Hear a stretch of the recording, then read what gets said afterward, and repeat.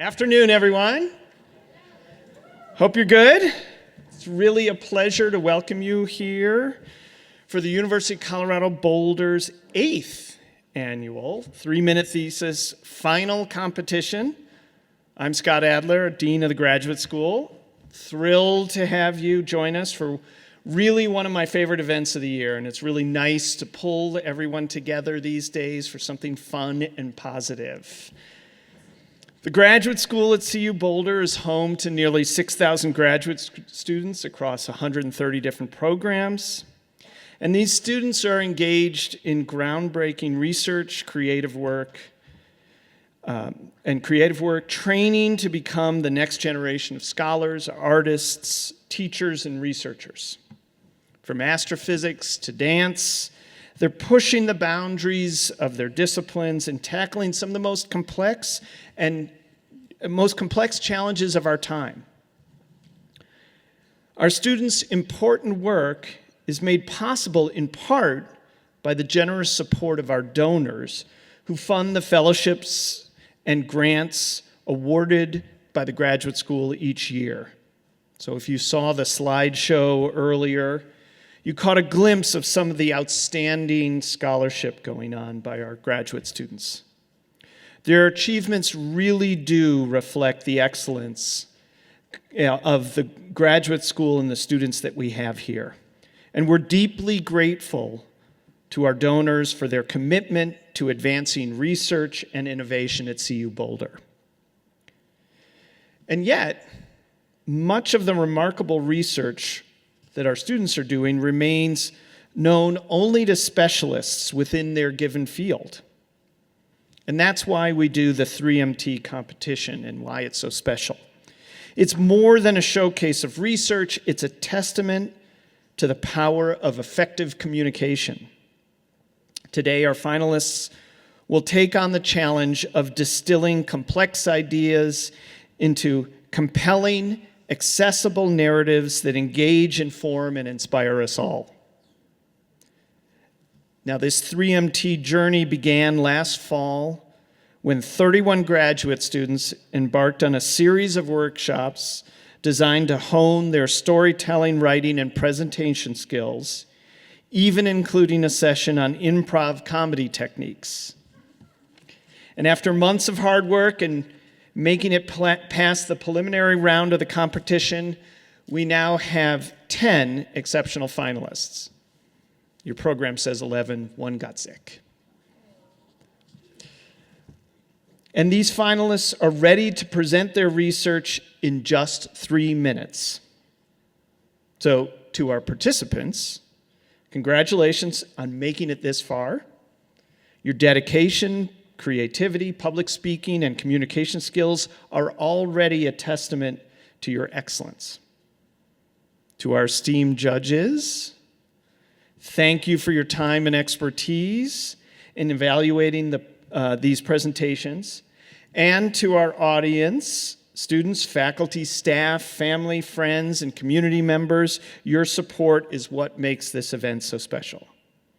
So let's celebrate the power of knowledge, the courage of discovery, and the joy of learning together. Without further ado, let's begin the 2025 3-Minute Thesis final competition. So, it's my pleasure to introduce our MC for today, my dear friend, Bud Coleman, Professor Emeritus and the inaugural holder of the Rowe Green Endowed Chair in Theater, and former chair of the Department of Theater and Dance, and former Associate Dean of Faculty Affairs in the College of Arts and Sciences, Bud Coleman.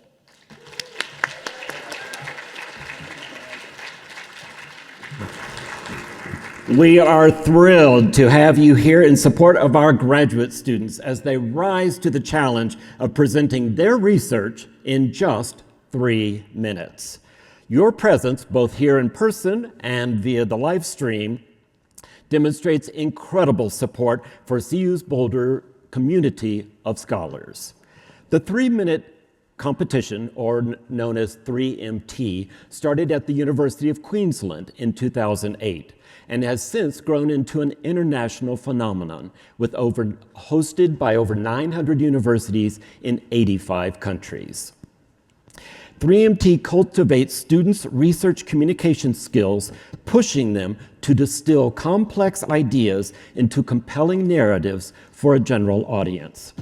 To put this challenge into perspective, the average dissertation is around 80,000 words. It would take approximately 9 to 12 hours to read it. These students have distilled very complex ideas into 3 minutes. No pressure, right? As Scott mentioned, this year marks the 8th year that CU Boulder has participated in 3MT, and today's winners not only receive recognition, but also cash awards. First place receives $1,500 and will go on to represent CU Boulder at the Western Association of Graduate Schools competition, which will be held in March of this year. The runner-up will take home $750. And the People's Choice Award winner, chosen by you, will receive $500. Now, the competition's rules for today's presentations are very simple. A single static PowerPoint slide is allowed, no animations or transitions. Presentations must be spoken word, no rap, no poems, no singing. No props, no sound effects or video files, just the speaker, their slide, and their ability to engage us. Each presentation cannot be longer than 3 minutes. Exceeding the time limit will result in disqualification. We extend our sincere gratitude to the 10 graduate students competing today. By stepping onto this stage, they have embraced the challenge of sharing their research to the public. A heartfelt thanks also goes to our esteemed panel of judges who will evaluate today's presentations on 4 key factors: comprehension, content, engagement, and communication. We'll start with Waleed Abduladi, Executive Director of the Cooperative Institute for Research in Environmental Studies and also Professor of Geography. Thank you, Waleed. Next, we have Jared Bahir Brausch, Director of Critical Sports Studies and Assistant Teaching Professor in Ethnic Studies. Thank you, Jared. Sonia DeLuca Fernandez, Senior Vice Chancellor for Leadership, Engagement, and Support. Thank you, Sonia. And Robert Streeter, Site Supervisor at Polar Field Services. Now, Robert is also a graduate of the CU Boulder Graduate School and the winner of the 3MT competition in 2023. Thank you, Robert. While our judges will determine the first place winner and the runner-up, you will decide the People's Choice Award winner.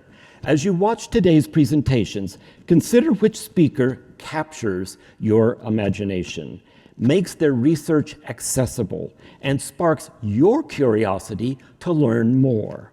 After the final speaker today, a QR code will be placed on the screen where you can cast your vote. At its core, 3MT is about storytelling, about sharing new ideas, discoveries, and perspectives in a way that resonates with us all. On this chilly day, we gather around the proverbial fire to listen, learn, and be inspired by our next exciting generation of scholars. Now, let's get started. The presentation order has been already randomly assigned, so first up, I'd like to invite Casey Hunt, PhD candidate at the Atlas Institute. The title of their presentation is Building a Shared Future, a toolkit for collaborative robot design.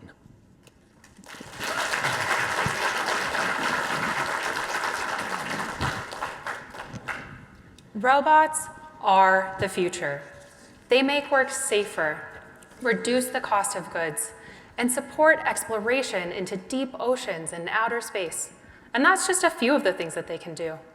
But what will our robot future look like? Will it be user-friendly and community-focused? That depends on who builds it. To create a future filled with safe and relevant robots, engineers must collaborate with the stakeholders of our designs. Valuing stakeholder knowledge leads to robots that are more trustworthy and require less fine-tuning, saving resources and increasing adoption.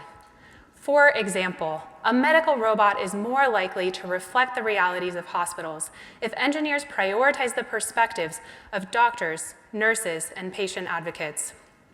During my PhD, I've helped facilitate stakeholder-driven robot design. What I learned is that these processes are invaluable, but they can be complicated.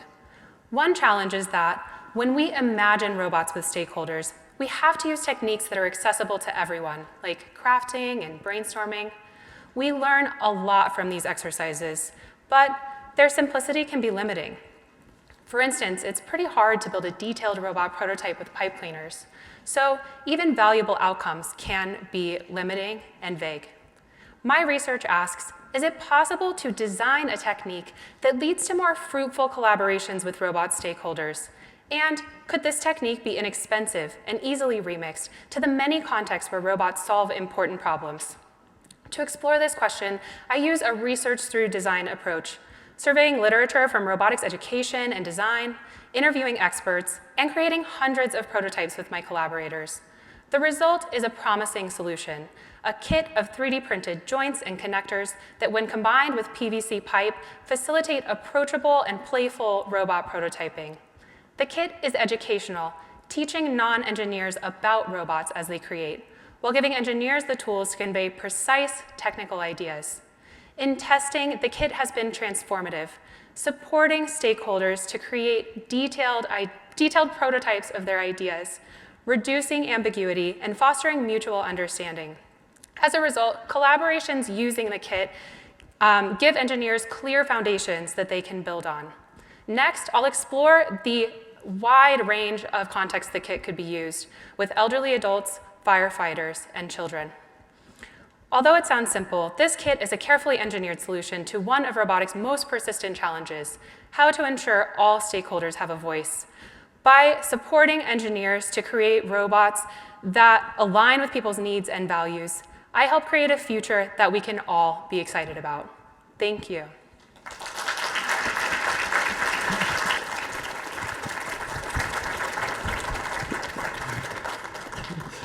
As you heard from Dean Adler, CU Boulder is home to nearly 6,000 graduate students spread over 130 different programs. As our judges need time to evaluate the presenters, I'll be asking these incredible students some questions about what they do when they're not doing their research.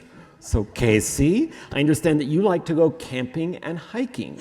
Where are your go-to spots for camping and hiking? Yeah, well, my family is from the San Luis Valley, and so we love to go camp in southern Colorado. And one of the places we like to camp is at Valley View Hot Springs. So we'll go camp on the side of the mountain, and then we take a dip in the springs. It's super awesome, yeah.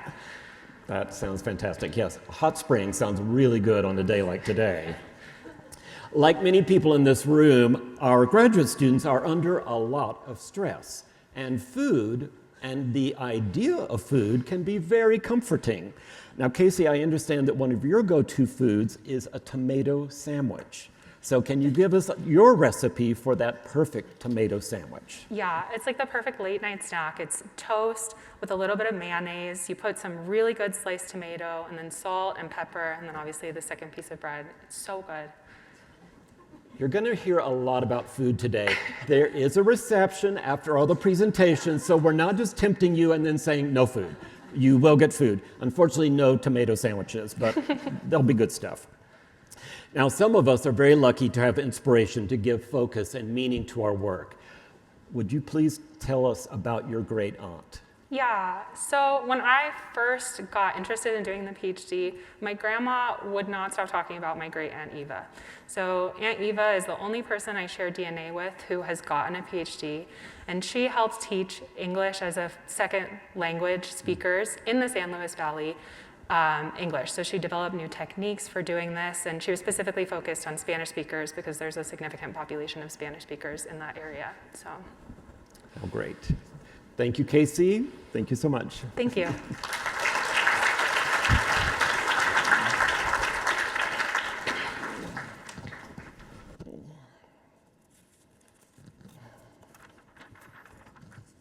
Our next presenter is Anna Turner, PhD candidate in Media Studies. The title of their presentation is Building Bridges Through Popular Media.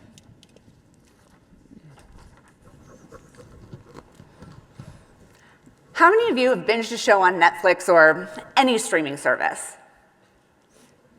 What if I told you that by watching television, you could actually be helping the United States? I know, right? I'm going to show you how, but first, I'd like to tell you a story. This is a story of two different people. They actually have a lot in common, but they don't know it. You would think that they should get along, but they have one big difference. The first person is a member of Team A, and the second person is a member of the rival team, Team B.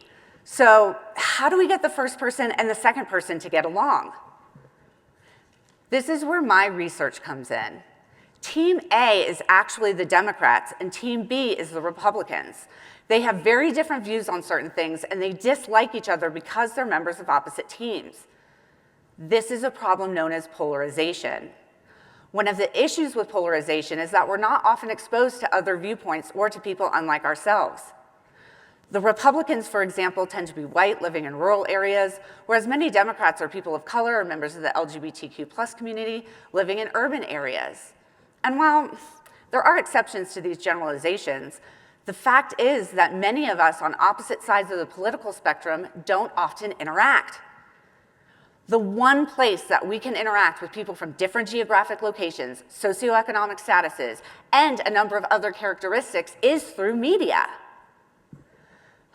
But not news media. The news polarizes us more. But popular culture, like television, doesn't have the same baggage. For my research design, I've run an experiment to see whether exposure to people unlike ourselves can give us an experience that unites us.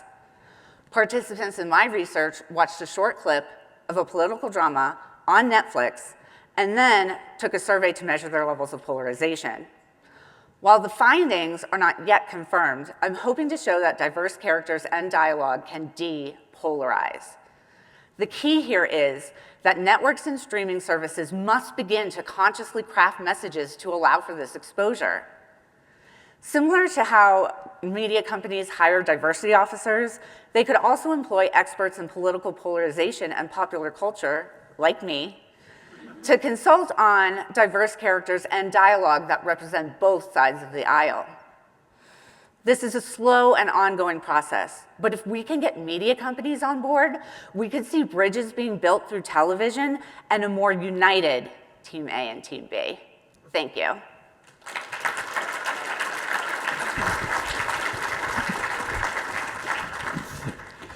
So I understand that you're a runner. What are some of your favorite trails or routes? Oh, I am usually a treadmill runner because I am terrified of ice. I'm terrified of ice and snow. But the amazing thing about Boulder is all of the bike and running paths. So I can pick a different one every time I go in the summer when it's not snowing and slippery. That was going to be my next question. What temperature is your cutoff spot? Oh, well, I'm from Florida, so probably 60, 70 degrees really, in the summer. I'm with you. I'm from Texas, so yeah. So we found out that Casey enjoys a good tomato sandwich. I hear that you go with mac and cheese. Yes. So any particular brand or recipe? I really like Gouda in my mac and cheese, but the best thing about mac and cheese is that there are a million different cheeses and you can make it different every time. So that's why I like it so much, and because cheese. And we're going to hear more about cheese later too, so it's a thread.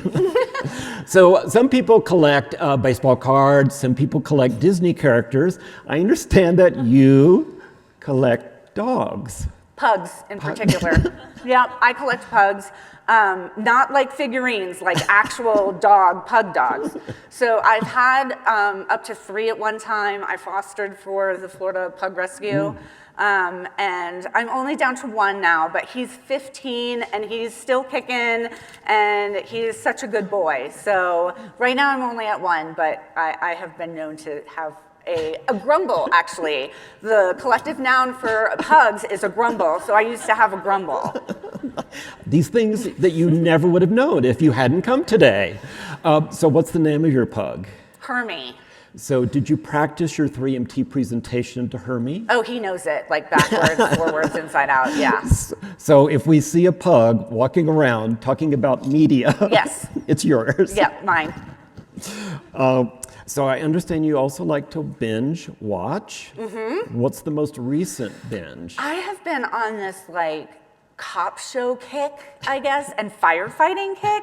So I'm watching Station 19 and The Rookie right now, both on Hulu. Do you recommend them? Yeah, Oh, I like both of them a lot, in fact. SWAT is also actually a really good one, and it's one I'd like to research later because they do a good job of showing both sides of like opinions. Very good. Well, thank you so much, Anna. Thank you, bud.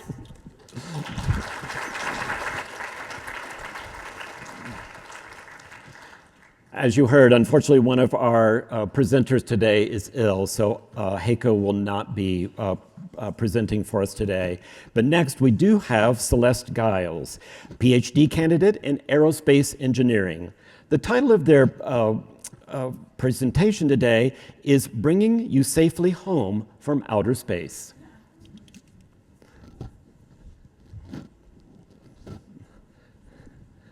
Imagine you're coming home after a luxurious sightseeing vacation on the moon.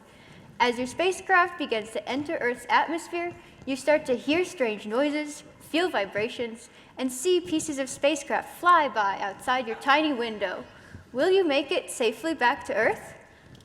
My research is on entry vehicle heat shields, the protective layer critical in ensuring your spacecraft survives that high-speed entry as you get pulled by gravity back down to Earth, and that you stay nice and cool the entire time. These heat shields have been used for over 70 years. However, much is still not known about them. As we continue to explore space and build heat shields, it has been discovered that there are differences between the predictive models and actual flight data. This is very concerning. These heat shields need to reliably protect people from the very hot plasma formed around the spacecraft as it enters an atmosphere, and make sure the spacecraft doesn't completely burn up. So, how does my research come in? I get to test heating up small pieces of heat shield to 10 times the temperature of boiling water, see how they decompose, and what they decompose into. Similar to wood, when it burns, these heat shields blacken and char when they're heated. After testing many different heating scenarios, I measure each sample's mass loss, density, and decomposition products. My favorite part is I can even reconstruct the actual chemical mechanisms involved in the decomposition of these heat shields. After testing multiple different types of heat shields, I discovered that the density of the heat shield matters a lot. Similar to wood when it burns, these heat shields produce gases when they are heated. If the heat shield is too dense, these gases build up inside, causing bubbles and cracks to form in the heat shield. This is not good for an actual heat shield. These bubbles and cracks can harm the structural integrity, cause pieces to fly off, or cause the heat shield to completely fall apart. Also, the very hot gases formed around the heat shield can make its way through these cracks closer to spacecraft and people inside. To improve our understanding of the decomposition of these heat shields, I share my data on the gas products and chemical mechanisms with the scientific community. To improve the models involved with these heat shields, I share my data with modelers who then improve their models, making sure you can reliably and safely land after your moon vacation. Or if you're super adventurous, help you visit Mars. Thank you.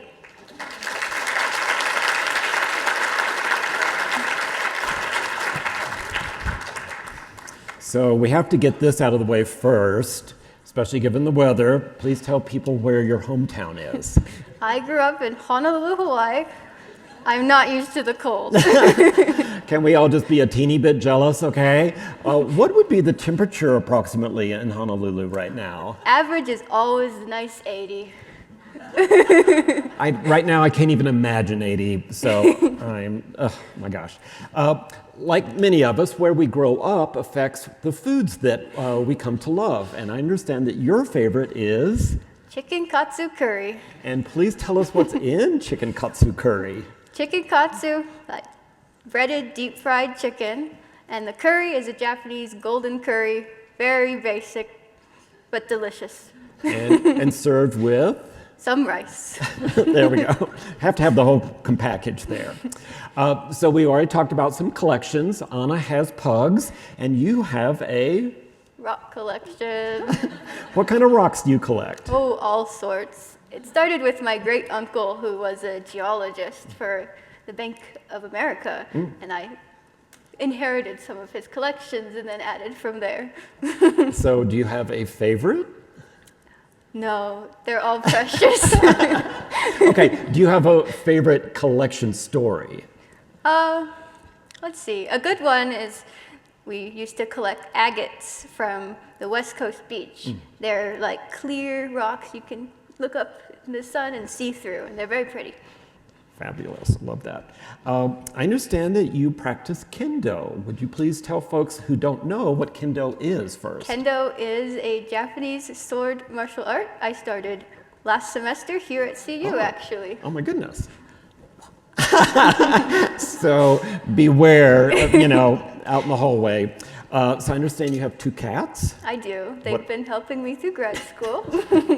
And have you practiced your presentation to them? I have. They just stare at me in disdain. So does one like outer space more than the other one? I believe my fluffy cat named Lily might like outer space more. So we have Lily and? Noodle. Noodle. Yes. Are they siblings? No, they're just rescue mama cats. Fabulous, fabulous. Thank you all very much. Thank you.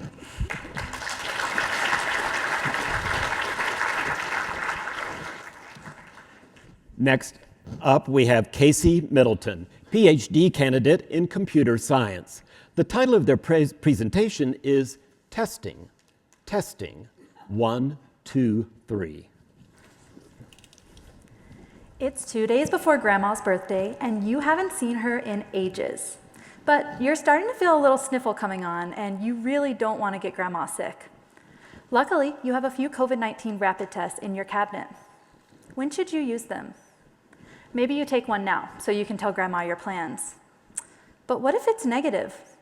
Do you take another one? When?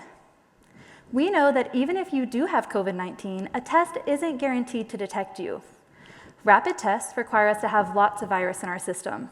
Too little virus, and you'll test negative, even if you really are sick. And in fact, the amount of virus you have changes throughout your course of infection. A typical infection might look something like this. At that first inhale of virus, only a few virus particles take root in the lungs. But that number grows super quickly as the virus replicates in the first few days. Eventually, your immune system kicks in and starts to reduce the amount of virus. If we knew when your symptoms started during this course of infection, maybe we could tell you if you have enough virus to test positive. This is the idea that sparked my research question. Can we predict the effectiveness of different testing recommendations, considering what we know about how the virus behaves during an infection? But we know that not everyone's infection looks exactly the same. So first, I needed data from lots of infections. To get this data, I dove into the literature, collecting data from as many studies as I could find, focusing on 3 key ingredients. 1, how much virus do people typically have throughout their infection? 2, when do their symptoms typically start? And 3, how much virus does our test need to detect you? Now I had a ton of data, but I still needed some way to synthesize that data to answer my question.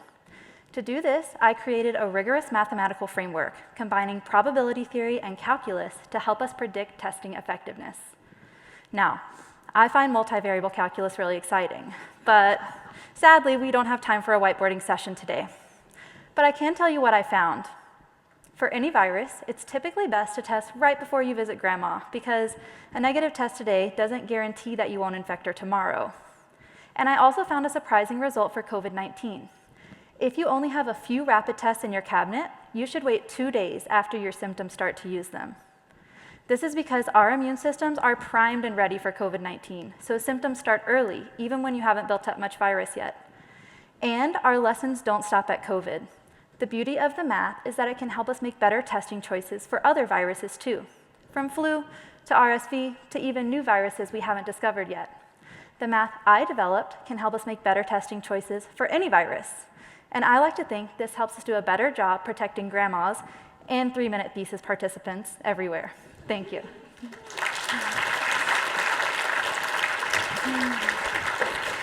Thank you, Casey. Yeah. So I understand that your path to becoming a computer scientist has been anything but linear. Indeed. Would you share with us some of the jobs that you've had before you arrived in Boulder? Yes, I was a certified pharmacy technician. I have been a Zumba instructor. I've been a data scientist for a housing policy nonprofit, and I've also been a high school geometry teacher. Yeah. So how long were you a high school teacher? I was a high school teacher for 1 year. It was the hardest job I've ever had. I think we can all agree on that. Yeah, mad respect. So do you have a story takeaway from that experience? I guess from being a high school teacher, it taught me a lot about empathy and how you never know what people are going through, because I was trying to teach my kids geometry and they had so many problems that were not just my geometry homework. It had nothing to do with your geometry. Yeah, they actually really didn't care. There's that. You also have a very eclectic palette of sports that you participate in. It's Boulder. It is Boulder, but even for Boulder, this is pretty good. Rock climbing, trail running, downhill, and backcountry skiing. Got to do both. So, do you have any favorite trails or? Ooh, yeah. I will say that for hiking, I really love Royal Arch, and it's so incredible that that's just right in our backyard. But this summer, I was training for a trail marathon, and I went to Golden Gate State Canyon when the leaves were just at peak changing, and it was so beautiful, and that was really fun and hard. And hard, yes. Both things. So we've heard about tomato sandwiches, mac and cheese. I don't remember what I put for chicken, this question, bud. katsu. Oh, that sounds right. Okay. I had to remind her of her favorite food. What is your favorite food? Well, according to your paper, bud, it is homemade buttermilk biscuits with strawberry jelly because I'm from Tennessee, and that has to be my answer legally. Yeah, and if your stomach is not growling by now, I don't know what is in store. But like I said, we will have food later. Thank you. Thank you, bud.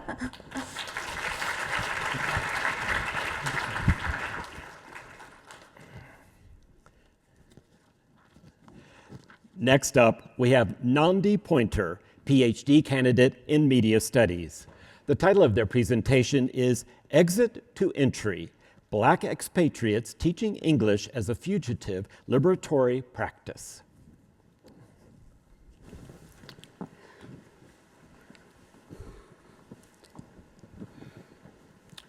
Quote, when I'm in America, I'm black. When I'm abroad, I'm American. End quote. This comment by Troy Benson, a black English teacher from Wisconsin who lives and works in Iraq, affected me deeply because it cuts at the heart of a long history of black death and suffering in the US that dates back to the transatlantic slave trade. From lynching photographs to cell phone videos of murder, this history can be traced in the visual field, which has made the state violence that black people experience hyper-visible. Reflecting on this history, Troy further told me, quote, I wish there was a country I could go to where I could be invisible. In America, we don't have that option, end quote. My dissertation, Exit to Entry, investigates the largely unstudied phenomenon of black men who leave the US to work as English as a second language or ESL instructors in Asia and the Middle East, focusing specifically on Black expats in Iraq, Vietnam, and the Republic of Korea, I seek to understand how and why these men have taken the path of teaching abroad as a fugitive practice of liberation.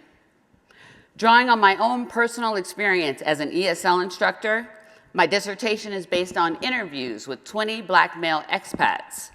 Multimodal and innovative in nature, it incorporates writing and documentary filmmaking as a method to tackle questions about race and identity, moving beyond the persisting and indeed harmful categories of classification, separation, and representation that have violently marked the Black body in the US. 3 primary questions motivate my dissertation project. 1, how do Black male expats re-articulate their identity, sense of place, and agency when located in contexts free of the violent ruptures of anti-Blackness found in the US? 2, how does the context of education as an important historical vehicle for the movement and liberation of the Black mind and body animate Black teaching practices overseas? And 3, how do these expats navigate or potentially experience other structures of racism when located in contexts shaped by US wars and empire? In conclusion, I seek to better understand how these ESL teachers open up new horizons for thinking about Black male identity and racial justice in the US today, embracing life abroad as a way to free the Black body from what they perceive to be its limited expression and proximity to violence in the US. Thank you.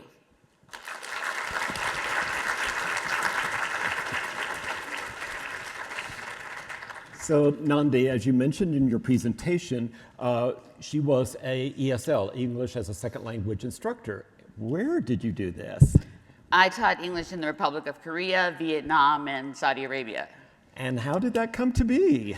Well, I was actually inspired by my brother, who was on one of the slides. He taught in Japan and then in Korea. And after working at MTV in New York, he was like, what do you think about living overseas for a year? And I was like, where am I going to get my hair done?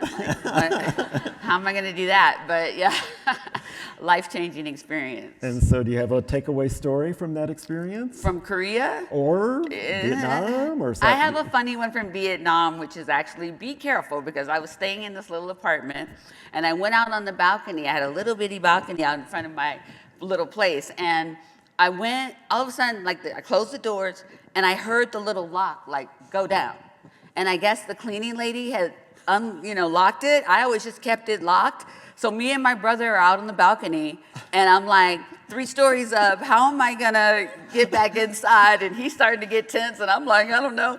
I don't know what to yell out in Vietnamese. It's like, help, or Luckily, I was able to get down and slide it up, and get back inside. So clearly y'all got back inside. Yeah, we got back inside, or it would have been a sadder story. Oh, that would, not good.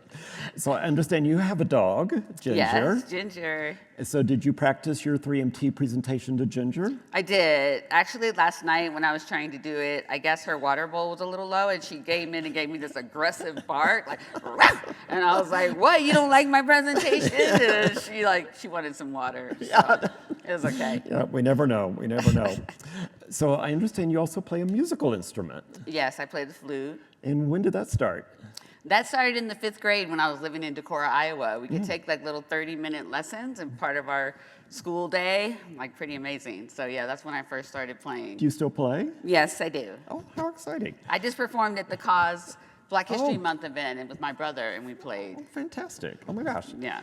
So many of the candidates wrote a fun fact about their life, and I have to admit, my inner fangirl kind of went into hyperdrive when I read that you are the niece of... The Pointer Sisters. And so for anybody who maybe grew up under a rock, who were the Pointer Sisters? Well, they're a legendary group during the 70s and 80s. They actually won one of the first country Grammys for Fairy Tale, written by my Aunt Anita. May she rest in peace. And so, yeah, it was pretty fun having them as these pioneering Black women with these amazing voices growing up. Amazing voices. Yeah, the harmonies. Yeah, and I had to, of course, do a little research on my own, not only winning the Grammy in the country category, but they were the first female group to perform in the Grand Ole Opry. So Yeah. trailblazers as well as being brilliant musicians. Yes, So very what fabulous proud. hands. Thank you, Nandi. Thank you so much.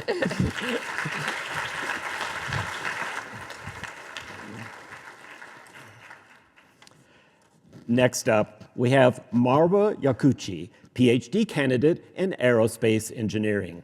The title of their presentation is Unveiling the Hidden Stories of Materials.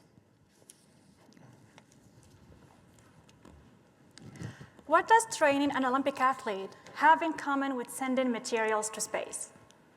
Picture this. You are training an Olympic athlete for the competition of their life. You analyze everything, the athlete's weaknesses and strengths to ensure a peak performance.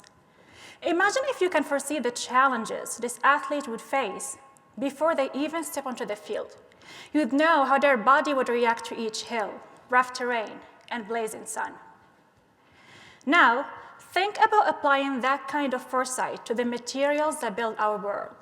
Like athletes, materials have their own challenges, especially in the space environment, from extreme temperatures to radiation. What if I told you that we could predict how materials respond under those extreme conditions before they are even created? That is exactly what I'm working on. My research asks, how can we use AI to design materials capable of thriving in space? Think of it as mapping the story of the material before it's created, ensuring every challenge it faces is accounted for before it ever leaves the lab. Spacecraft heat shields, for example, endure temperatures nearly half as hot as the sun, protecting astronauts and equipment. While we have heat-resistant materials, we need ones that are lighter, reusable, and faster to produce. The challenge is finding the right material combination. So to do this, I've developed computational models, mathematical tools that combine physics with artificial intelligence. First, I gather data on material properties like strength and heat resistance. Then I use AI to uncover patterns within that data. So instead of spending months physically testing thousands of material combinations, AI helps us identify the most promising candidates in minutes. But here's the twist. AI doesn't replace physical testing. It guides us to smarter choices faster. We take AI's predictions to the lab, refining materials to meet the required standards. What once took months of trial and error can now begin with AI-powered guidance. One of the most surprising things I found throughout this journey is that, like people, materials have hidden stories. They respond differently under pressure, sometimes in unexpected ways.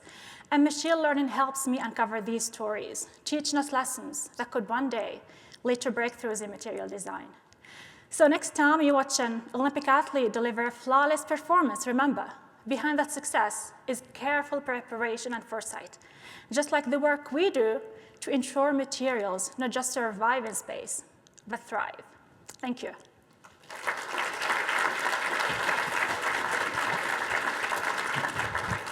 Thank you, Marwa. Thank you. To give yourself a break from your rigorous graduate studies, I understand that you enjoy reading horror novels. Yes, I do. So any titles or authors that you'd recommend? Oh, that's a tough question. It definitely should be a Stephen King book. I recommend The Pet Cemetery. I like that one. I assume you've read this multiple times, it sounds like. Yeah. I love it. So I understand you like reading horror novels, but not watching horror movies. Exactly. There is a movie for The Pet Cemetery. I've never watched it, and I don't know. Yeah, I can't handle that. Just the jump scares and everything in a horror movie. No, that's enough for me. Your own imagination is enough. Exactly. That's more manageable. Right. We have control over that. Yeah. Now, I know people in aerospace engineering have a lot of different interests, but I think the fact that you're a painter makes you unique in my book. What do you enjoy painting? Oh, like there are two types. I like basically drawing portraits and also natural sceneries. Yeah, I mean, I'm all the time looking for sunset pictures online and just like throwing that. Yeah, I feel like that's kind of my way to get away from research. So that's very like soothing and calming. No, way. I think Yeah.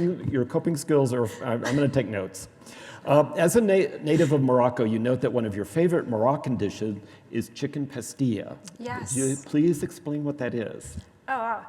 So it is made of chicken with some Moroccan spices. It has cinnamon, and with the crispy, like phyllo dough. It is like a mixture of sweet and salty. I don't know if anyone here have ever visited Morocco. Oh, cool. Oh, there are a few people. Okay, that's amazing. Like, yeah, if you ever have the chance to go to Morocco, I really recommend trying Moroccan pastillas. Very delicious. Do you make yeah. chicken pastilla? No. Oh. Absolutely not. I'll never try that. No. So we don't ordinarily do product placements, but have you found any good Moroccan food in Boulder or Denver? Unfortunately, no. No. I'm still looking. Still looking. I mean, if any Moroccan is interested in opening like a Moroccan restaurant, I guess that would be great, like business, really. Thank you, Marvel. Oh, thank you.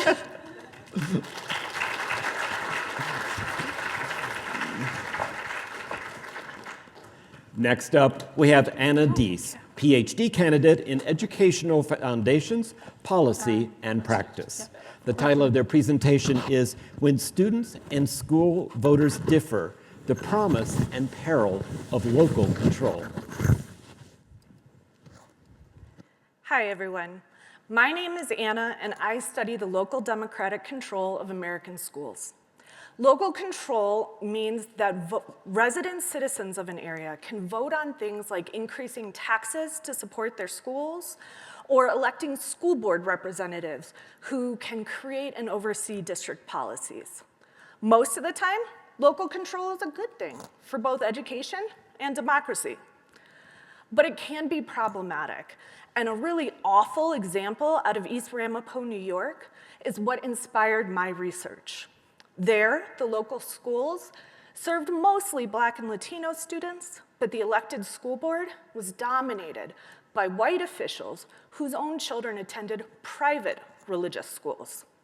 These white officials regularly enacted policies that hurt the education of the students of color, also that the white community could save money on taxes and direct those savings back to the private schools. What's worse is illegal voter suppression techniques were used to prevent candidates of color from earning seats on the school board to reverse those policies. This is a story not from the 1950s, but within the last decade. My goal, the goal of my research, is to identify school districts where local control might be harming students in racialized ways. If these districts can be identified, then protections within the Voting Rights Act could be used to help fix things.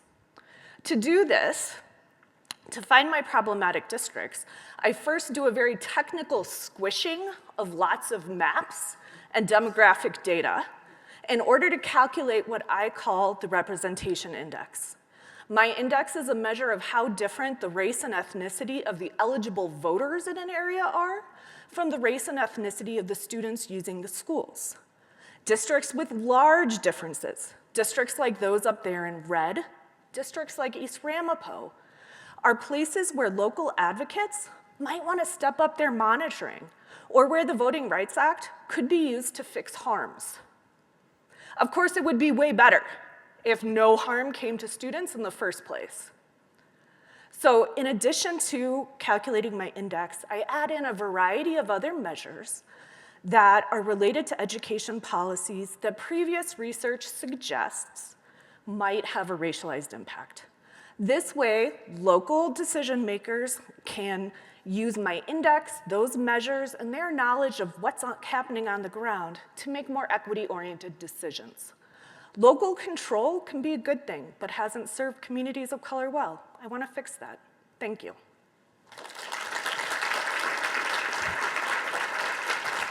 Anna? Hi, Bud. So before coming to CU Boulder, Anna had a lot of very different types of jobs. Would you tell us about some of those? Yes. I could see my cohort here from the School of Ed all laughing because they are well aware of how weird my background is. So I was a corporate consultant, I was in the military, I've been a teacher in both inner city and in rural settings, I've been an elected school board member. I don't know what else I have on there. You have a licensure? I have my principal's licensure. Yeah.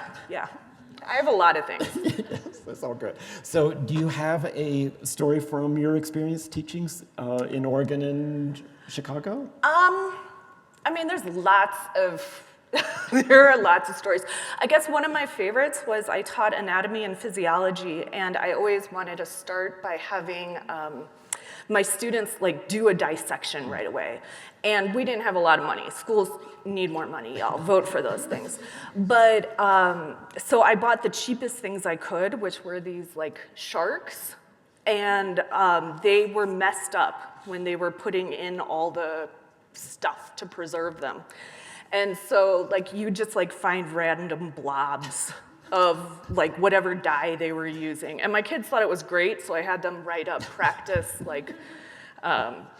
forensic files and stuff. But yeah, it was really weird, but it was better than the pickles we did the year before. So. Messed up sharks to pickles. Yes. Yeah, only in public school. Yes.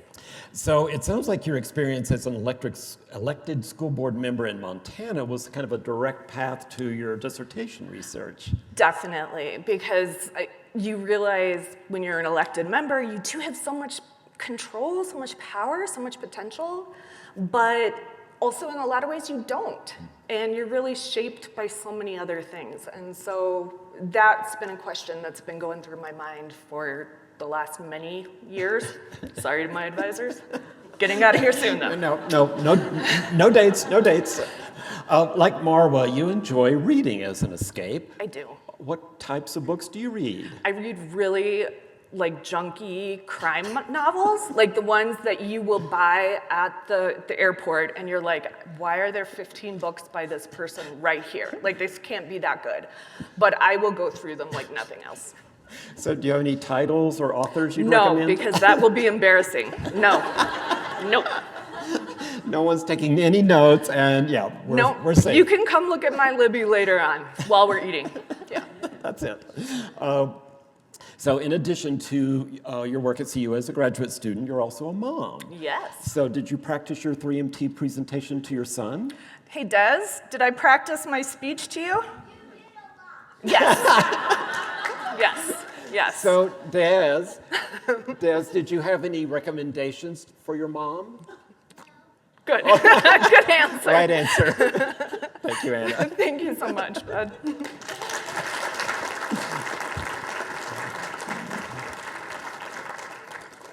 Next up, we have Hunter Ray, PhD candidate in aerospace engineering. The title of their presentation is Drones to the Rescue, From Tools to Teammates in Public Safety.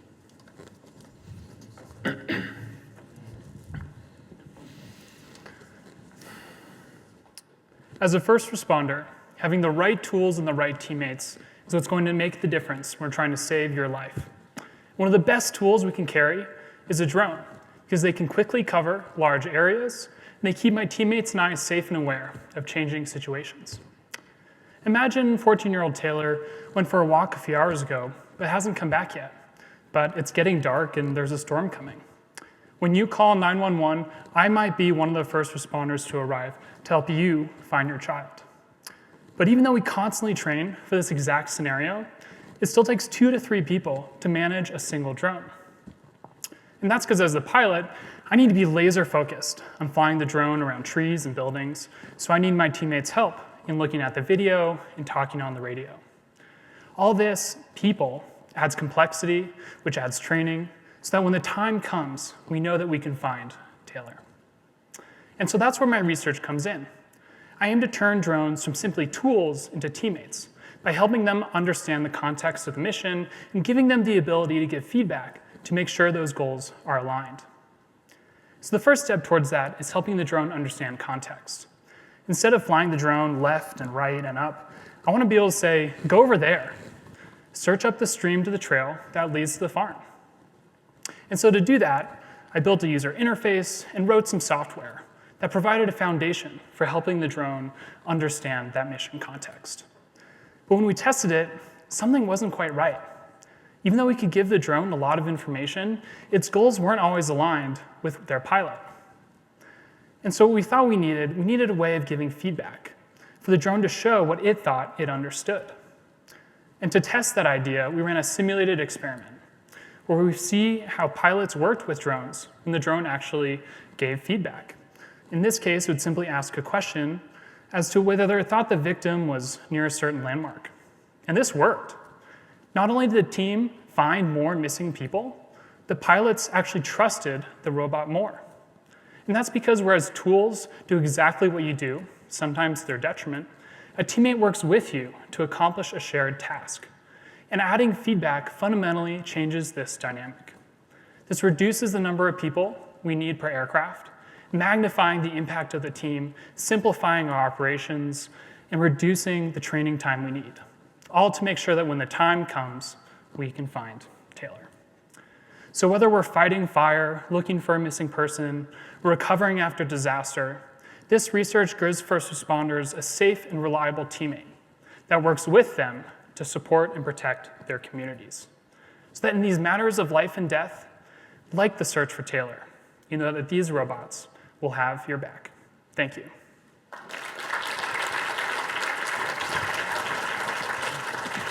Thanks, Hunter. So some of your colleagues have shared with us the types of food they enjoy, and I understand you have a go-to food. I think cheese is one of the best foods in the world. It comes in different flavors, shapes, sizes, smells. You really can never get bored. So do you have like a top 3? Well, I did grow up in France, and they have this great cheese that translates to Golden Mountain. And it's so creamy, it smells like a barnyard, but it's a real symphony in your mouth. Well, let it go that. Although, have you talked to Anna Turner about her mac and cheese? Because she, I think, might be open to cheese recommendations. Yeah, that might be a bit much for the So yeah, we'll let that one go. Like Casey, you also enjoy skiing. What kind of skiing do you do? You can always find me in the trees. I love flying through the trees on a nice day, maybe to my detriment sometimes. But every time down the trees, you're always exploring a new way, and you're really enjoying yourself in nature, and I really love that.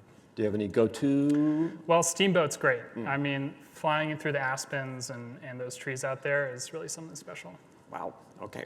I'll let you do that. Before coming to CU Boulder, Hunter also had quite a range of jobs that you did. Can you tell us about some of them? Yeah, so I worked as an aerospace engineer building spacecraft systems. So I was working on moon landers and instruments that would be going across the solar system. And that was a really exciting place to be as a young engineer. But I got really interested in how people play a part. And that's where I decided to come here and do my PhD, understanding how people and machines can really work together in a better way. And how long have you been a first responder? Just 4 years now, and that's been a really rewarding experience. The people that we work with and the people that we show up to, we're often engaging with them in their very worst day, right? It's oftentimes the worst day of their lives. So it's a real honor to be able to help them in that situation, but there's also a huge amount of responsibility that comes from that and actually being able to help them execute the mission with your team. Absolutely. Oh, that's amazing. So you mentioned spending time in France as a youngster. You also were in Japan. That's right. I'm very lucky. So were you as tall then as you are now? I sure was. And I remember they have these signs in the subways that stop at 6 feet. And I remember when I was younger, I started hitting my head on those advertisements in the subway, and that's when I realized I was really tall. I was really tall. Thank you, Hunter. Thanks, bud.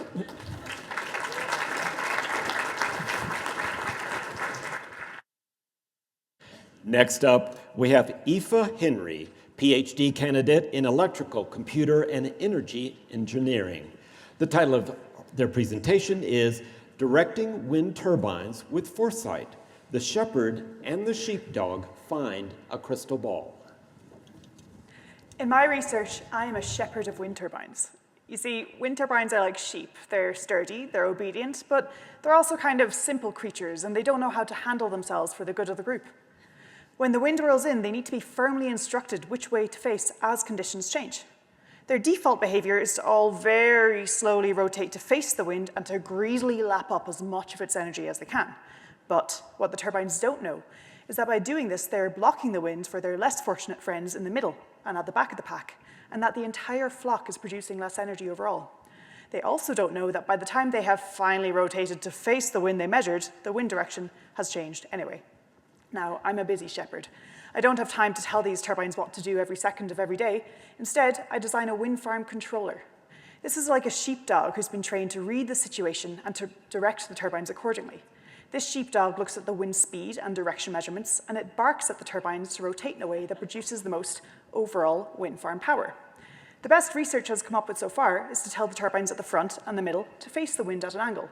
This leaves more wind energy for their pals at the back, achieving 10% more overall power in simulations. The problem is that this result dwindles to 1% in real wind farms. The focus of my work is to design a wind farm controller that can adapt to real wind conditions. So what's wrong with this existing controller? This sheepdog, he's a good boy, but the wind is disorderly and very unpredictable. This sheepdog doesn't foresee how the wind will behave in the future. It doesn't understand how much weaker, more turbulent and diverted the wind becomes as it blows in and around the turbines. In simulations, the wind is well behaved, but out in the wild west of Texas, where most of the US's wind farms are, it's a different story. My thesis is to create a crystal ball, we'll call it a forecaster, that can make predictions about how the wind will change in the coming minutes once it's been agitated by the turbines. I've trained a computer program to decrypt months' worth of wind farm data and to learn the relationships between the wind speed and direction, turbine power, and rotation measurements over time. I've upgraded the existing sheepdog with this forecaster, so he can direct the turbines with foresight. My sheepdog can start their sheepishly slow rotation early, so that their positioning is just right for the winds they will see in the future. Finally, I will fine-tune its training with live feedback from the wind farm it's operating at, so that both the forecaster's predictions and the controller's instructions get better and better. By equipping a wind farm controller with a forecaster, I have trained a very clever sheepdog. This could enable real wind farms to reclaim the 10% extra energy yield lost on the path from academia to industry, reducing the cost of green energy by $1 for every 10, and hopefully kicking fossil fuels to the curb no matter how the wind blows. Thank you.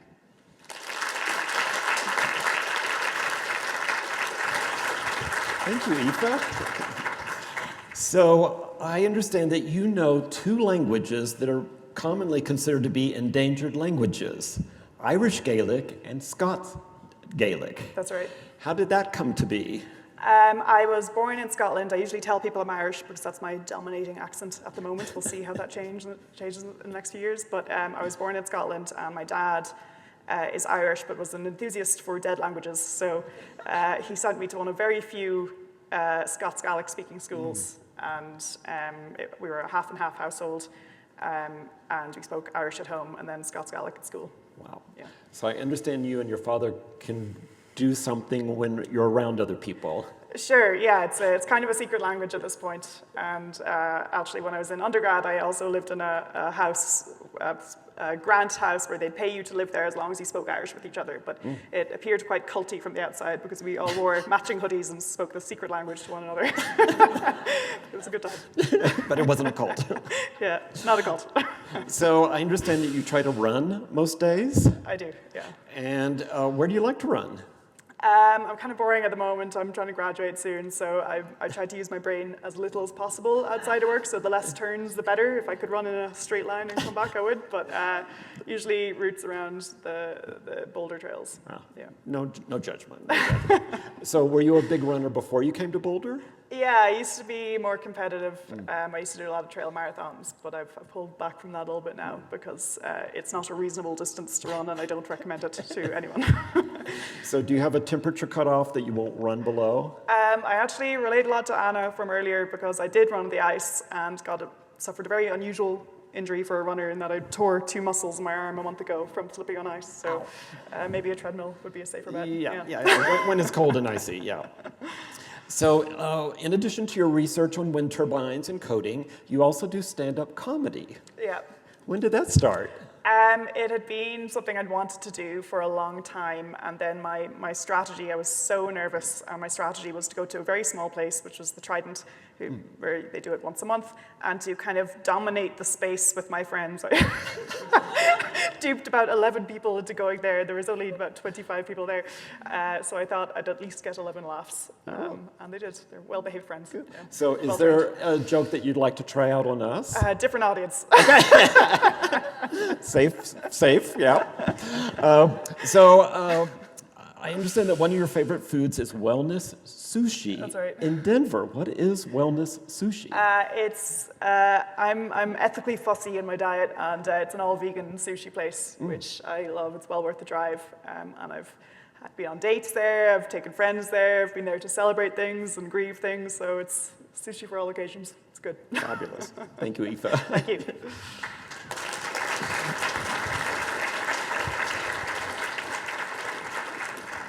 Next up, we have Heather Kinney-Dudela, PhD candidate in ecology and evolutionary biology.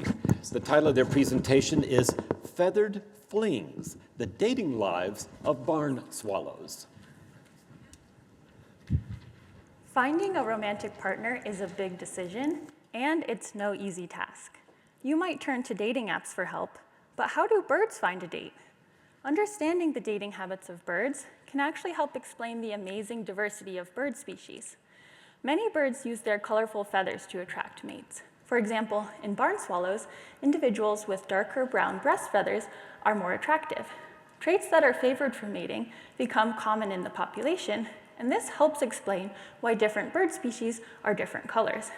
However, dating is about more than just good looks, right? It also requires being in the right place at the right time and forming a social bond with someone. My research explores this in barn swallows by asking how social interactions, movement patterns, and nest locations matter for mate choice. Barn swallows nest on barns and other human-made structures, which makes them accessible for research. Multiple barn swallows can nest together in the same barn, which we can think of as a nest neighborhood. First, I used backpack tags like the one pictured on the left to record social interactions of birds within a single neighborhood. The tags detect which birds got close to each other and how long they spent together. Using these data, I can find out how strong a social bond needs to be in order for 2 birds to mate and produce offspring. Next, I used backpack tags again to record GPS locations to see if some birds fly farther in search of mates than others. Think of your friend who sets their dating app match radius to 100 miles and the other friend who sets it to only 5 miles. On the map, you can see that the female shown in purple covered a larger area than the female shown in black. Females that flew farther were more likely to have babies with multiple males. Finally, the nesting barns are often located close to each other, and the combined nest neighborhoods form a sort of town. I found that barn swallows are more likely to mate with neighbors from the same barn than with birds from the barn down the road. Instead of looking everywhere for Mr. Right, females often choose Mr. Right here. Studying the breeding biology of swallows can help us improve conservation efforts for this declining group. And more than that, understanding how social interactions, movement patterns, and nest neighborhoods matter for barn swallows allows us to explain how large-scale patterns of plumage evolution emerge from the mate choices of individual birds. I hope the next time you're outside and you see a bird, you take a moment to wonder about its social life. Where does it go and who does it meet? Dating is complex in the bird world too, and you might have more in common with that bird than you ever imagined. Thank you.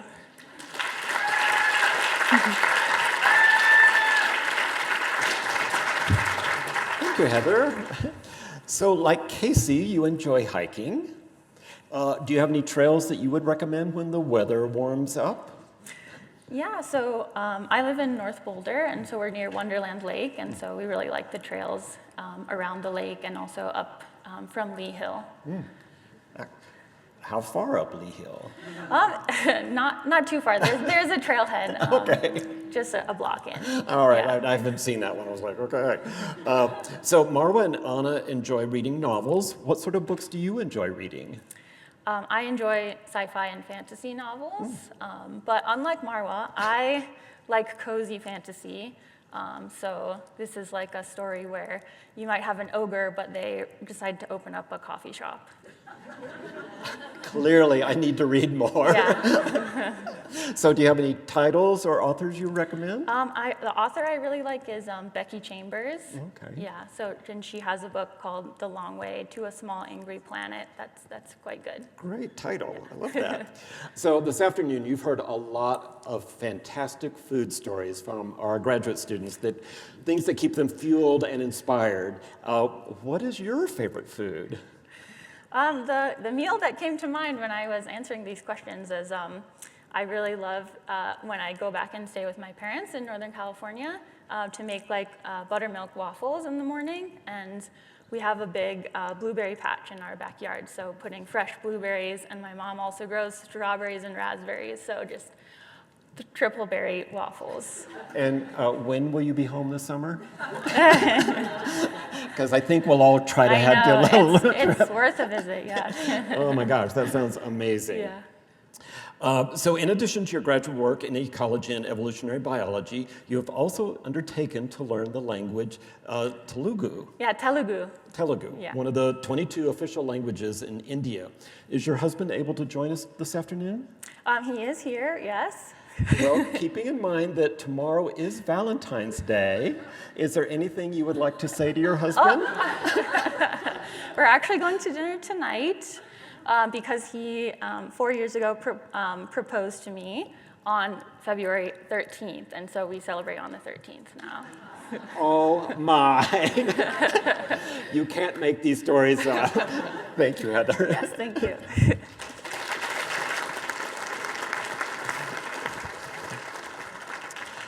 Let's give another huge round of applause to our 10 amazing presenters.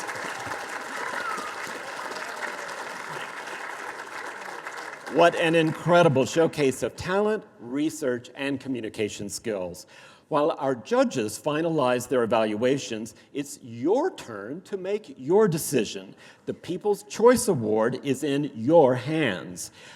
In just not even a moment, right here is, you'll have exactly 3 minutes to cast your vote for a presenter that you felt delivered the clearest, most engaging, and most compelling talk. To vote, simply scan the QR code on the projection screen. And remember, each audience member only gets 1 vote. This is not Louisiana. You can't vote early and often. So only 1 vote. So we'll now take a short break while the judges compile their scores. There will be refreshments available. You feel free to chat with your fellow attendees, and we'll see you back here in about 15 minutes. Thank you all so much for being here today.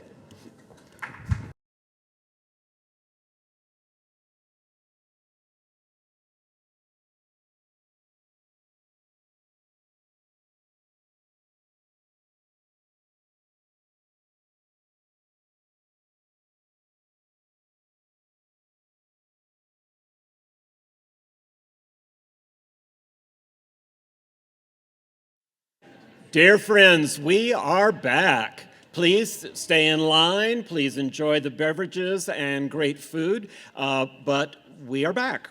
The graduate school here at CU Boulder is home to graduate students from around the world, each contributing their expertise, creativity, and dedication to research. Today, we had the privilege to hear from 10 of these remarkable scholars. Now, multiply that 10 by the brilliance you saw today by 545, that gets us up to the 6,000 graduate students who are currently enrolled here at CU Boulder, to give you just a glimpse of the talent within our graduate community. So once again, let's give a big round of applause to our 10 finalists. Now, it is my great pleasure to welcome back Dean of the Graduate School, Scott Adler, and we will announce and celebrate our winners. So first up, the People's Choice Award goes to, now everybody have to do a drum roll. The People's Choice Award winner is Heather Kinney-Dudala. Come on down.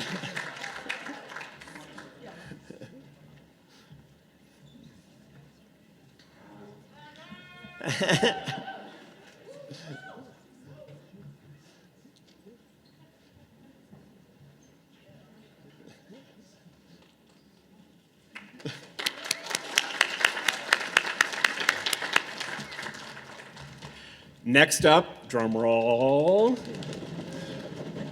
Our runner-up today is Casey Middleton.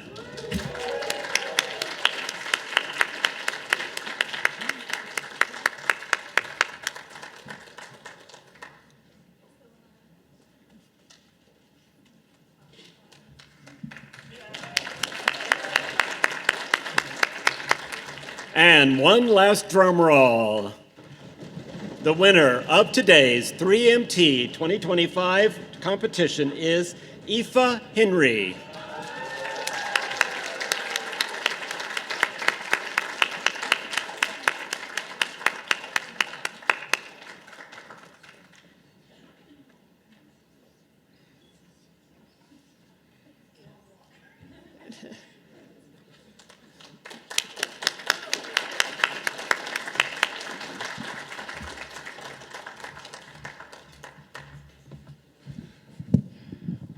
Well, that was absolutely phenomenal. Great presentations. Congratulations to all our winners, and truly to every participant. Each of you showcased not only the depth of your research, but also the power of making knowledge accessible and engaging. A heartfelt thank you to our competitors, to our judges for their thoughtful evaluations, and of course to all of you, our audience, for supporting and celebrating graduate research with us today. Now, stay, enjoy the refreshments, and join us in celebrating the winners, and have a wonderful evening. Oh, one more thing, if I could get all the competitors on the stage for a group photo.